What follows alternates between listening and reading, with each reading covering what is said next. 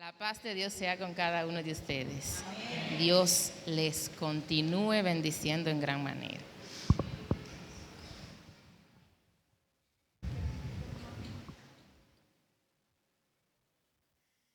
Es grande, porque entonces lo de hoy es grande.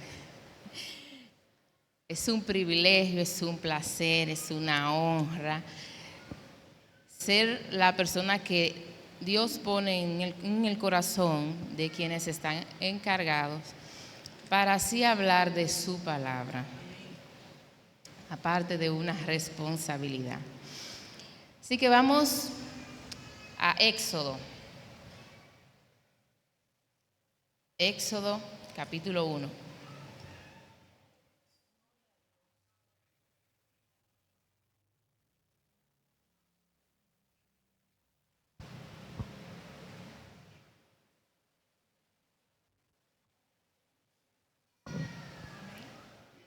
Bien, Éxodo capítulo 1, versículo 6, leemos en el nombre del Padre, Hijo y Espíritu Santo. Con el tiempo, José y sus hermanos murieron y toda esa generación llegó a su fin. Pero sus descendientes, los israelitas, tuvieron muchos hijos y nietos. De hecho, se multiplicaron tanto que llegaron a ser sumamente poderosos y llenaron todo el territorio. Tiempo después, subió al poder de Egipto un nuevo rey que no conocía nada de José ni de sus hechos.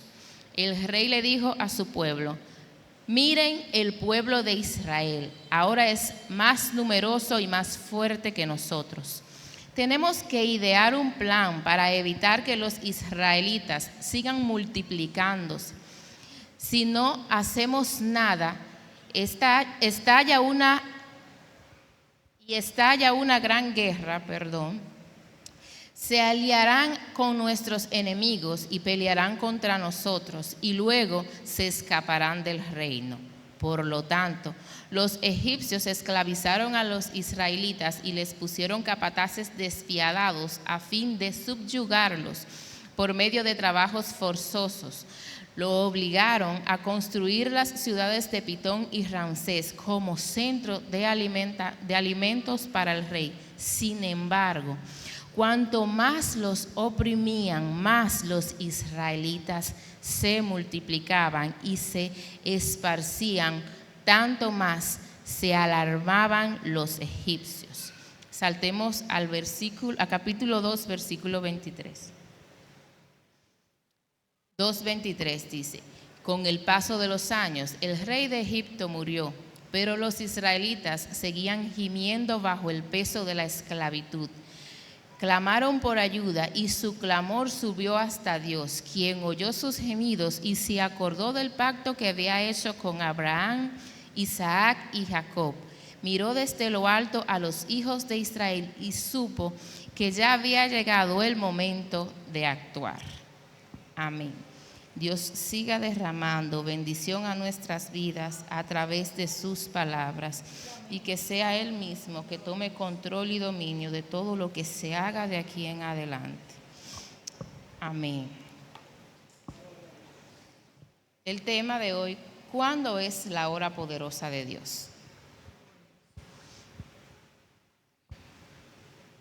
Entre el capítulo 1 que leí hasta el capítulo 2 que me salté, ahí está registrado el nacimiento y el desarrollo de Moisés.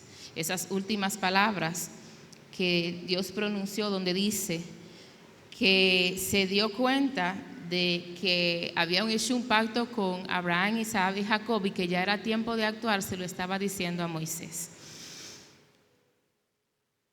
¿Quién fue aquí el vaso que Dios utilizó en ese momento para actuar?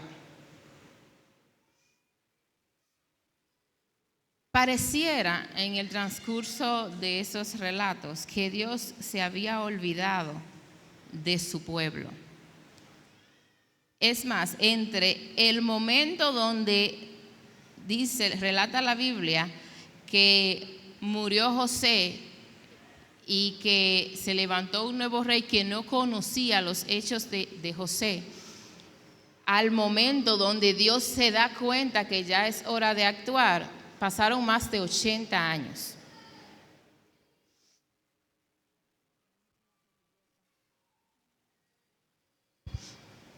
Me excusan que estaba peleando con el virus. Vamos en victoria, pero ustedes saben que es un proceso. Pero para poder entender a Dios, su forma de actuar, cómo se mueve, lo que nos pasa a nosotros, cómo nos desenvolvemos en el día a día, qué Dios quiere que esperemos o decidamos, actuemos, hay que entender sus términos. Una de las cosas que expresa en esta historia es que los israelitas se multiplicaban.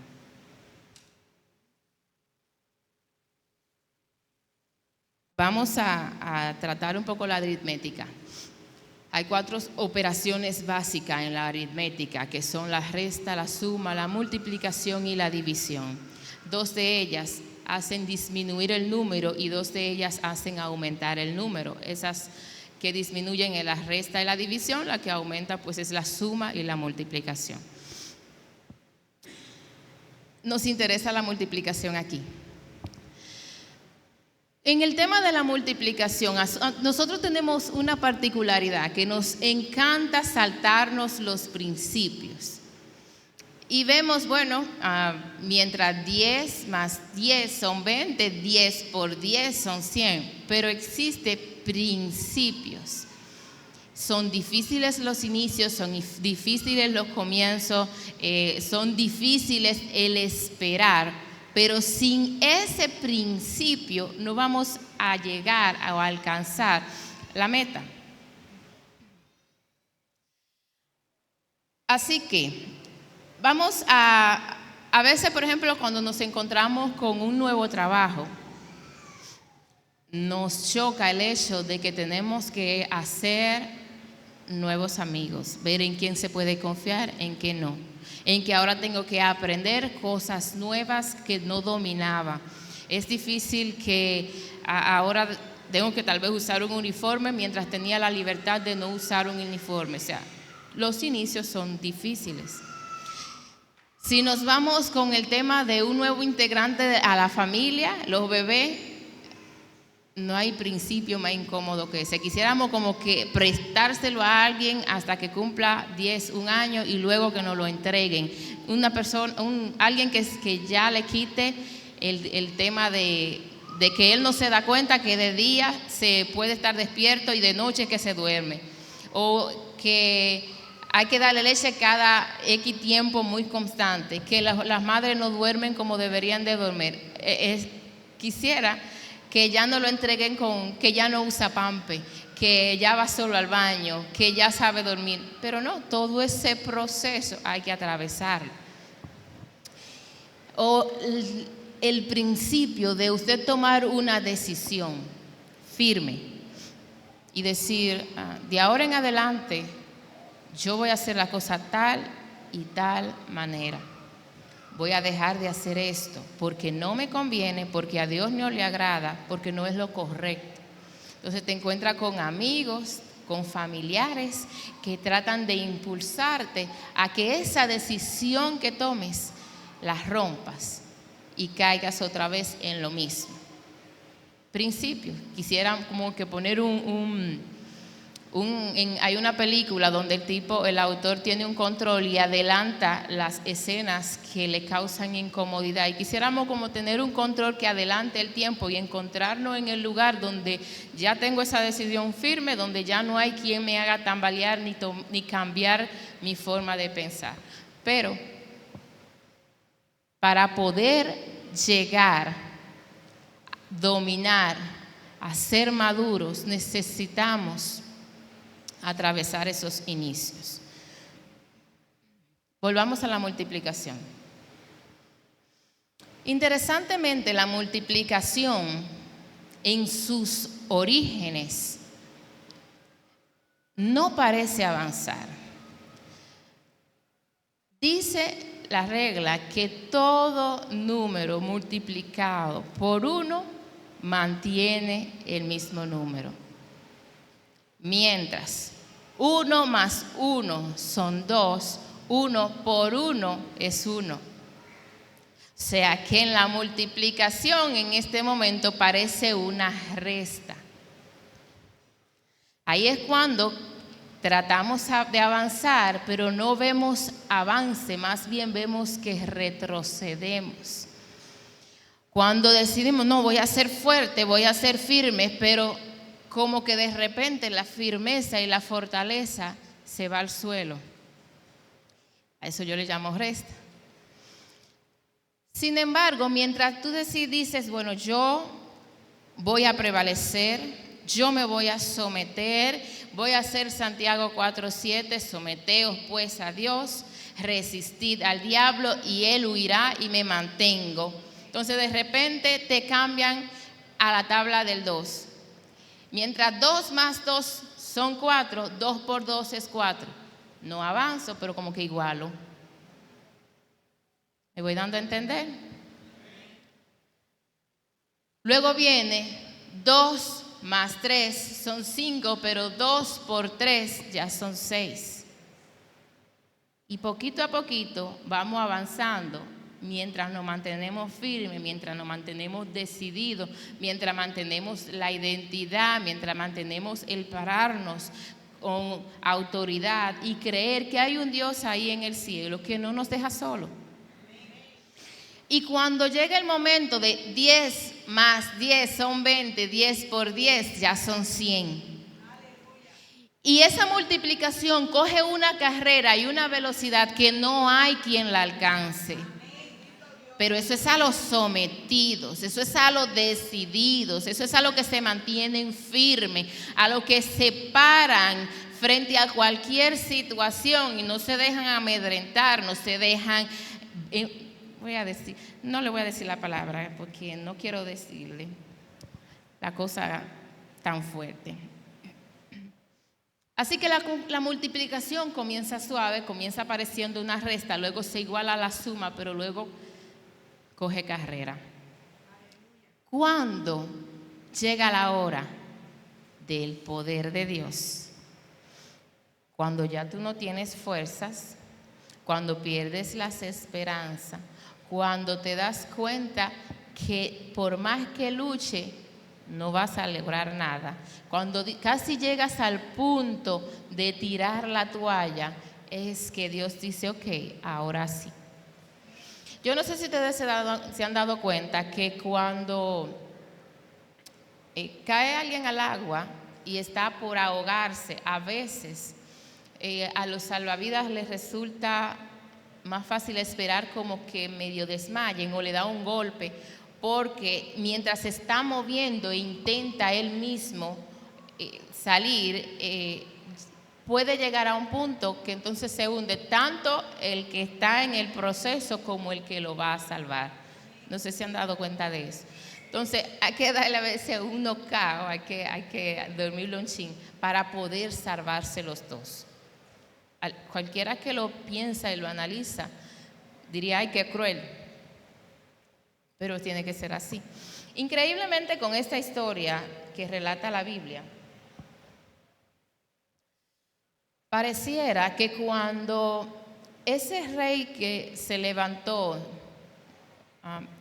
le dice ahí en el proceso del nacimiento de Moisés, pasaron varios relatos, y era que él se atemorizó tanto del pueblo de Israel que planeó un sinnúmero de cosas. Una de las primeras cosas que planeó era que reunió a las parteras de aquel tiempo y le dijo, si es niña, tú la dejas vivir, te la dejan vivir, pero si es varón, mátenlo. Pero esas parteras conocían del Dios de Israel, temían al Dios de Israel y lo dejaban con vida. Cuando se les llamó la atención, pues ellas dijeron, es que son vigorosas, son fuertes y no llegamos a tiempo. Cuando venimos a llegar ya han nacido el bebé. Pero era miedo al poder de Dios que le tenían. Al rey ver que ni siquiera eso no funcionó, entonces lo que hizo fue que mandó a tirar al río a los niños varones recién nacidos.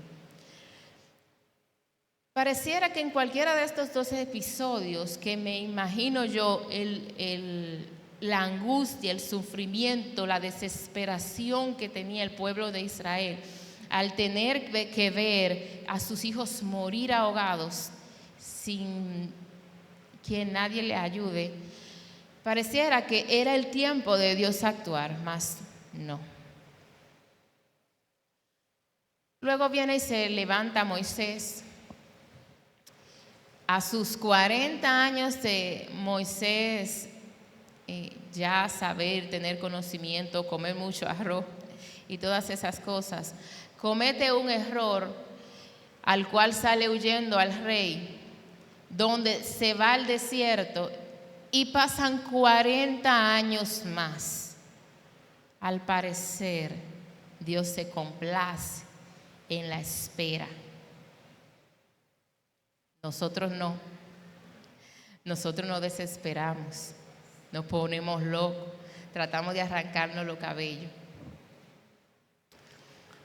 Pero la espera es que da la formación, es que te lleva a entender a ti de quién tienes que depender, quién es el que sabe, quién es el que debe de tener el control.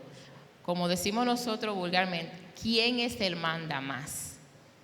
Porque como queremos a veces hacer las cosas a nuestra manera, Dios tiene que quitarnos todo ego, todo orgullo, todo intento que nosotros podamos hacer. ¿Por qué? Porque la gloria tiene que ser 100% de Dios.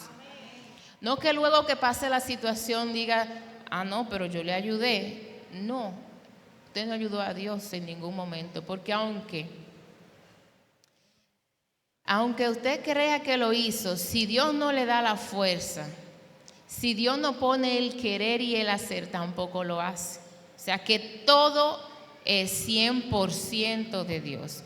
Y para que esa gloria sea completa de Él, entonces tiene que esperar hasta lo último, hasta que no le quede ningún tipo de fuerzas. Y yo no sé qué pasa con su vida, o qué pasa con Moca, o qué pasa con República Dominicana, pero yo sí sé que se está acercando ese tiempo donde Dios va a actuar poderosamente. Porque hay un término que hemos utilizado mucho, hay un refrán que dice, en el momento más oscuro de la noche es cuando va a amanecer. Si nos vamos a las bodas de Cana, donde ahí Jesús habla por primera vez de su tiempo, llega un momento donde el vino se acaba. Voy a ver si posiblemente le cambió un poco la interpretación que tenían.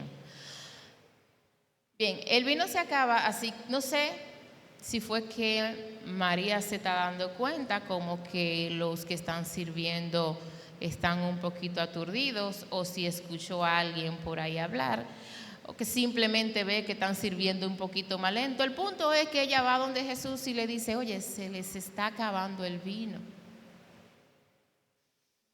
A lo que Jesús responde, ¿qué tienes contra mí? Todavía no es el tiempo, todavía no es mi hora. La interpretación que siempre hemos tenido era que no era el momento de él comenzar a hacer milagro. Y si la interpretación hubiese sido todavía queda un poquito de vino, falta un poquito más para yo hacer ese milagro.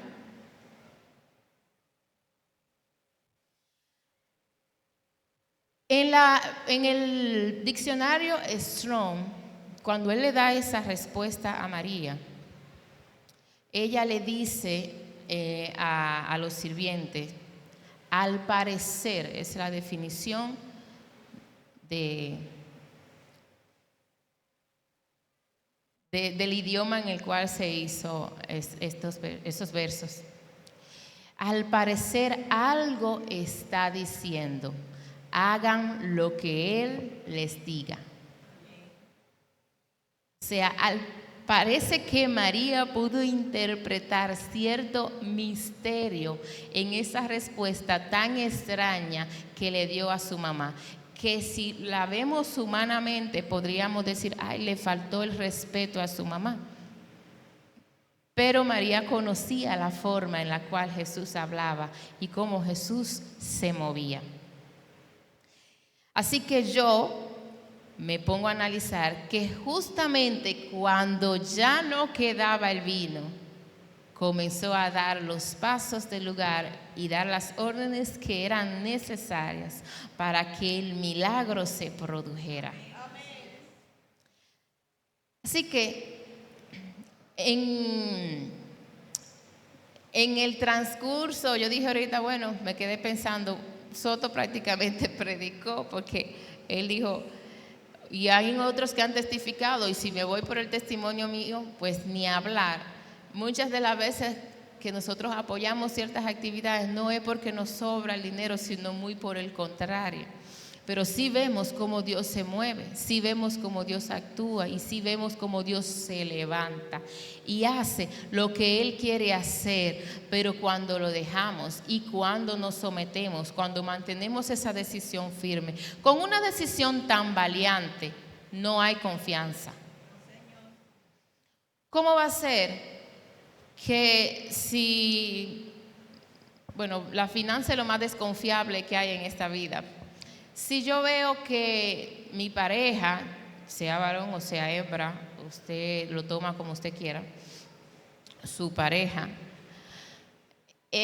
no es un poco gastador, vamos a ponerlo así, o diciéndoselo bonito, detallista, y lo que se usa para pagar algo decide agradar en la casa y lo gasta, ¿cómo se le va a tener confianza para depositar en sus manos dinero si no sabe medir prioridades?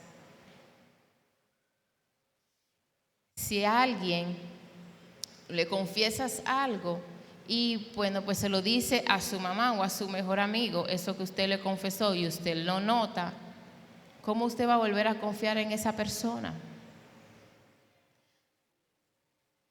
Cuando tomamos la decisión de hacer una cosa, Dios prueba a ver si puede confiar en nosotros. Eso que le pasó al pueblo de Israel, de pasar por todo ese proceso, fue bien ganado y merecido, no sé si lo sabían. Así que el pueblo de Israel le tenía que demostrar a Dios que realmente quería a ese Dios. Y dice la Biblia que cuando clamaron con tanta amargura y tanta desesperación, se acordó Dios de ese pacto que hizo con sus antepasados y dijo, ya es el momento, porque ya no pueden más. Ya no aguantan una más, como diríamos nosotros. Ya hay que rescatarlo, ya hay que salvarlo, ya hay que ayudarlos. Pero interesantemente, si ustedes se ponen a analizar el tema de Moisés, cuando por fin llega al pueblo de Israel y se da a conocer y le dice, yo soy el personaje que Dios envió para rescatarlo de Egipto, aún así todavía había inconveniente entre el pueblo de Israel con Dios mismo. Y ahí tuvo que levantarse ciertas formas de Dios actuar sobrenaturalmente para que ellos puedan entender que existe un Dios todopoderoso todavía y que siempre existirá. Pero a veces nosotros nos olvidamos de eso. A veces nosotros nos olvidamos del poder de Dios. A veces nos olvidamos de que Él nos está mirando o que Él actúa a nuestro favor o que no está a nuestro lado cuando pasamos ciertas circunstancias. Impresionantemente, muchas veces Dios tiene que utilizar, y eso duele, el dolor para hacernos recapacitar. ¿Saben lo que es quitarle a la madre un bebé recién nacido y matárselo. Eso humanamente es difícil de procesar. ¿Qué ustedes creen? ¿Que Dios lo disfrutaba? Que Dios tenga que quitarte tal vez a tu mamá o a tu papá para que tú entiendas, para hablarte. A veces cuando corregimos a un niño, llega un momento que por más que ustedes le hablen suavecito, no entiende, tiene que alzarle la voz. Pues esa es la forma de Dios, alzarnos la voz y decir, presta atención que te estoy hablando.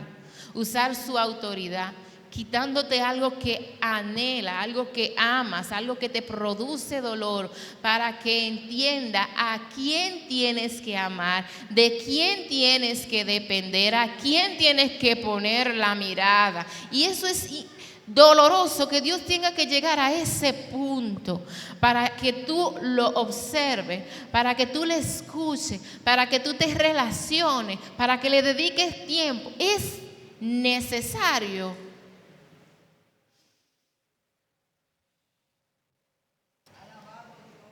No me gusta pelear en las prédicas, porque yo digo constantemente en nuestro diario vivir, siempre nos encontramos con situaciones donde que si el esposo nos grita o no nos trata bien, o si el jefe o alguien, un vecino, y que venir a la casa de Dios donde se supone que tiene que haber amor, tiene que haber ternura, tiene que haber tú descansar de lo que siempre vives, una frescura. Entonces venir a encontrarte con que te están llamando la atención, personalmente a mí no me gusta. Giselle mencionó días pasados en la adoración y ella decía, si Dios fuera el celular, eso se ha visto en las redes sociales y aparecen videos demostrando cómo sería si Dios fuera un celular. Que si se te quedó en la casa, tú vas y lo buscas. Que si de repente no viste, amanece y tú quieres ver qué mensajes quedaron por responder o te mandaron en el transcurso de la madrugada y prendes la pantalla. Si en vez de hacer eso dijéramos buenos días al Espíritu Santo, a Dios. Si se te queda en la casa, si se te queda en el trabajo, vas y lo buscas con toda desesperación. Si tratáramos a Dios de esa manera.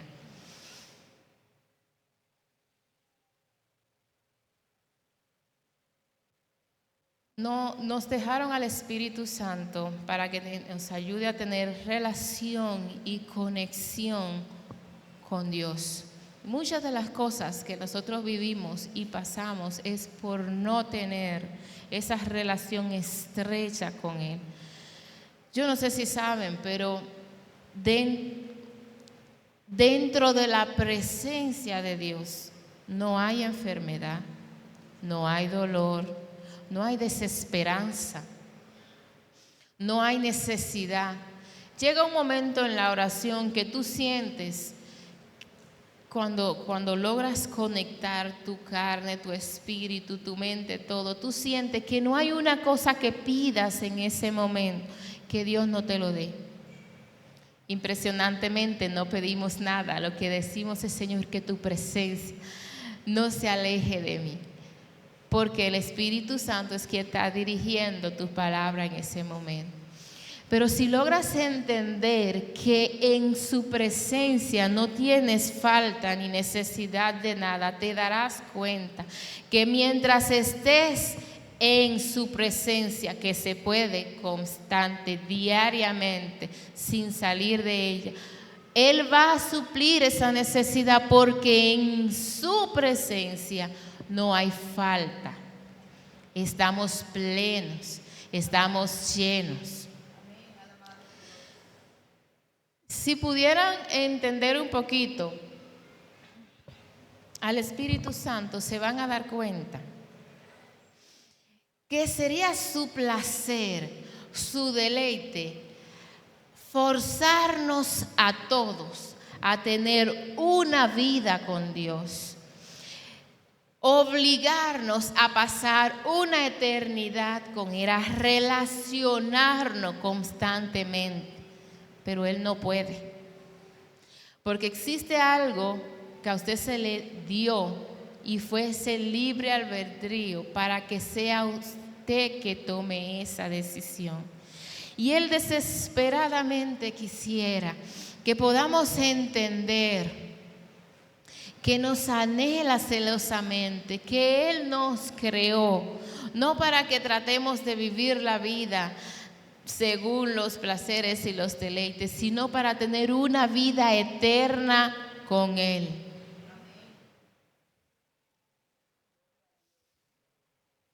Yo siempre doy este testimonio en la escuela de líderes. Yo nunca lo doy, nunca lo he dado en la iglesia. Pero yo cuando iba a tener hijos, yo no quería, porque yo siempre soy muy observadora. Y yo decía, ¿para qué voy a tener hijos en el mundo? Para traerlo a sufrir, a pasar trabajo, y que yo trate de encaminarlos a que amen y sirvan y le teman a Dios, y luego va a llegar un momento que sus decisiones yo no las voy a poder influenciar, no voy a poder tomarla por ellos, y ver tal vez que esas decisiones que toman lo que hacen es que lo alejan de Dios. Yo no voy a soportar eso. Ese era mi pensar cada vez que me hablaban de eso. Así que tuve la primera, Dios trató conmigo y como que me dio cierta conformidad con eso, o cierta tranquilidad tuve el primero. Luego con el segundo fue la misma situación y el mismo pensar, y como que el Espíritu Santo me tranquilizaba y me decía, el verso que dice, si instruyes al niño en su camino pequeño, cuando fuere viejo, esas palabras van a estar ahí, y son hijos de la promesa. Y yo decía, ok, no, a veces le gusta discutir con Dios, son hijos de la promesa, pero si antes de tomar esa decisión pasa algo, ustedes saben que Él no da muchas respuestas, ¿lo sabían? Tranquila, tranquila. Y luego vino don Axel, el proceso de Axel. Yo quería para prepararme, yo decía, una cirugía sin un muchacho como que no mezcla. Entonces vamos a ver si se le da a su varón, porque me decía con pena, el apellido se va a quedar conmigo. Pero todavía yo seguía pensando en eso de tener hijos. Y yo le decía a Dios, yo con eso, bueno, creo que lo aprendí de la suegra, que ella decía, para que se pierdan, que se mueran chiquitos. Y yo le decía, el ministerio es muy absorbente para tener 3 muchachos. A cada rato tengo que estarlo dejando con la cuñada, y son 6, porque la cuñada con quien siempre lo dejo, pues tiene 3. Así que dejémoslo en 2. Bueno, ahí me llevó a un proceso de entender el tema de la eternidad, de entender que lo que nosotros vivimos no es nada en comparación a lo que es la eternidad. Es muy poco el tiempo que se vive aquí en la tierra. Si llegan a 80, máximo 100 años, en comparación con la eternidad, eso es infinito. Hasta que hubo un momento, ustedes saben que con Dios, con el Espíritu Santo, pues eso es un pleito donde no se gana. Uno lo hace por freco, pero sabemos que no se gana. Y hubo un momento que el Espíritu Santo me dice, tú le vas a negar una eternidad conmigo por un poquito de tiempo de sufrimiento. Y yo dije, me mataste. Lo podemos dejar hasta ahí. Hasta que también lo pude coger para mí y dije, ok, ha sido un poco difícil. es un proceso incómodo tú encontrar con personas que tal vez te apuñalan o te hacen comentarios, que es algo que vivimos todos, pero te agradezco que me hayas creado y que me hayas ayudado para que así yo poder vivir una eternidad contigo, para lograr tener esa vida con Dios, esas decisiones. No tiene que ser con mucha algarabía, no tienes que tener una pistola en la mano donde tú quieras atacar a todo el que se te para en el frente. Simplemente es una firmeza. Es fuerte, es doloroso a veces tú saber que te gusta hacer una cosa o que quieres hacer una cosa o que quieres pasar tiempo tal vez con ciertas personas, pero Dios te dice, es que no te conviene, es que tiene que ser de esta manera porque es el único camino donde vamos a alcanzar lo que nosotros, la Trinidad de Dios, hemos planeado contigo. Y es ahí cuando logramos entender esa parte, cuando logramos depositarnos en Él, donde ya decimos, ok, no quiero pelear más contigo, al final tú eres el que sabe, al final tú eres el que entiende y Él conoce el futuro. Es cuando le damos paso a que la hora de Dios comience. Dale paso a que la hora de Dios comience en tu vida. No va a ser simple, pero sí, si dejas que la multiplicación de Dios acelere, no va a haber quien la alcance. Dios les bendiga.